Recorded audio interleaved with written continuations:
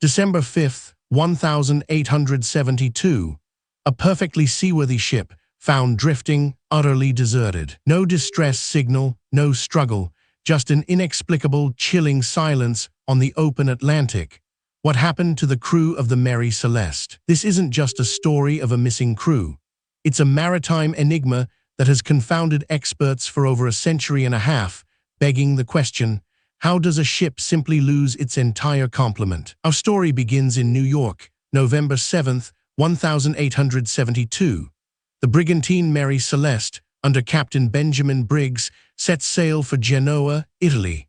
A routine voyage carrying 701 barrels of industrial alcohol. On board, Captain Briggs wasn't alone. His wife, Sarah, and their 2-year-old daughter, Sophia, were with him. There were also 7 experienced crewmen, 10 souls in total, embarking on a journey they'd never complete. Less than a month later, on December 5th, another vessel, the Dei Gratia, spotted the Mary Celeste. She was about 600 miles east of the Azores, sailing erratically, her sails partially set. Captain Morehouse of the Dei Gratia knew Briggs. He recognized the Mary Celeste. Something felt deeply wrong. He dispatched his first mate, Oliver Devoe, and a small crew to investigate. What Devoe found was a ghost ship. The Mary Celeste was deserted. Not a single soul remained. The lifeboat was missing, presumed taken, but the ship itself was in remarkably good condition. The ship's logbook, found in the mate's cabin, contained the last entry, November 25th, 10 days before her discovery. It placed the ship near Santa Maria Island in the Azores. There was no sign of struggle, no blood. Personal belongings, including Captain Briggs' sword, remained in place. The crew's pipes, clothing, and even a child's toy were undisturbed. A sewing machine, with a partially sewn garment, sat in Sarah Briggs' cabin. Food and water supplies were ample.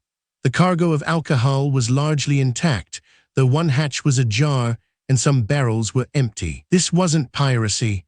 No valuable cargo was taken. There was no evidence of a violent mutiny. The ship itself was sound, with only about 3 feet of water in the hold, a normal amount for a voyage of that length. So what could compel an entire crew, including a captain, his wife, and their young daughter, to abandon a perfectly good ship in the middle of the ocean? One prominent theory suggests a seaquake or waterspout, a sudden, violent natural event that might have convinced the crew the ship was sinking, leading them to abandon ship in a panic. Another theory focuses on the cargo, industrial alcohol. Perhaps faulty barrels leaked, creating explosive fumes. The crew, fearing an imminent explosion, might have evacuated to the lifeboat, tethered to the ship. A sudden squall or unexpected swell could have then snapped the rope, separating the lifeboat from the Mary Celeste, leaving the crew adrift and the ship to continue its solitary journey. The condition of the Mary Celeste when found supports this. Her sails were partially set, indicating a sudden, rather than planned, departure. The empty barrels could be evidence of a gas leak. However, no definitive proof exists. No trace of Captain Briggs, his family, or the crew was ever found.